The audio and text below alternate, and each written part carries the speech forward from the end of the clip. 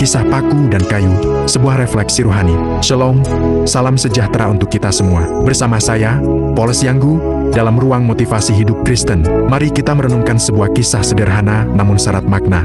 Kisah paku dan kayu. Kayu berkata kepada paku, "Kau telah melukaiku." Paku menjawab, "Seandainya kau melihat pukulan di atas kepalaku, kau pasti akan memaafkanku." Kisah ini, dalam kesederhanaannya, menawarkan pelajaran mendalam tentang perspektif, pengampunan, dan beban yang seringkali tak terlihat. Mari kita telah lebih dalam konteks rohani Kristen dengan contoh konkret, agar pesan yang terkandung di dalamnya lebih mudah kita pahami. Pertama, luka yang terlihat dan luka yang tersembunyi. Kayu merasakan sakit akibat tusukan paku, luka yang nyata dan menimbulkan penderitaan. Sebagai contoh, bayangkan seorang teman berkata kasar kepada kita, membuat kita sakit hati dan marah.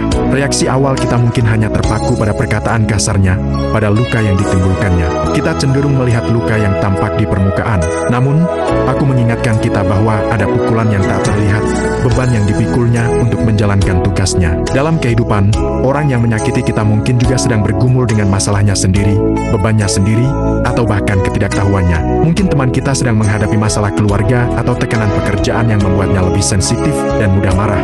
Kita seringkali tidak menyadari beban tersembunyi yang sedang ia pikul, yang menjadi penyebab perkataannya. Kedua, pengampunan dan empati. Kisah ini mendorong kita untuk melihat dari sudut pandang orang lain. Mampukah kita berempati dan memahami beban yang mungkin mereka pikul? Pengampunan menjadi kunci dalam konteks ini.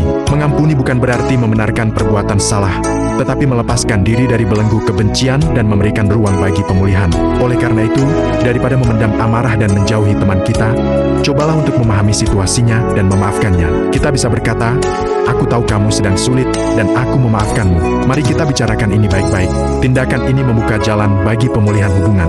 Yesus Kristus telah memberikan teladan sempurna tentang pengampunan. Di kayu salib, Ia berdoa bagi orang-orang yang menyalibkannya. "Ya Bapa, ampunilah mereka, sebab mereka tidak tahu apa yang mereka perbuat." Teladan ini mengajarkan kita bahwa pengampunan adalah inti dari ajaran Kristen. Ketiga, tugas dan tanggung jawab. Paku memiliki tugas untuk menancap dan menyatukan. Meskipun tindakannya melukai kayu, tujuannya adalah untuk membangun sesuatu yang lebih besar. Dalam hidup, kita semua memiliki peran dan tanggung jawab masing-masing. Terkadang, tugas kita mungkin menyakiti orang lain, namun tujuannya adalah untuk kebaikan yang lebih besar. Contohnya, seorang atasan mungkin harus memberikan teguran kepada seorang karyawan demi meningkatkan kinerja tim. Teguran tersebut mungkin menyakitkan bagi karyawan, tetapi tujuannya adalah untuk membantu karyawan tersebut berkembang dan mencapai potensi terbaiknya. Atasan tersebut menjalankan tugasnya demi kebaikan yang lebih besar, meskipun harus menyampaikan hal yang tidak menyenangkan. Penting bagi kita untuk menjalankan tugas dengan penuh kasih dan kebijaksanaan, serta selalu berusaha untuk meminimalkan dampak negatif yang mungkin timbul. Dengan demikian, kita dapat menjalankan tanggung jawab kita tanpa menimbulkan luka yang tidak perlu. Keempat, refleksi diri.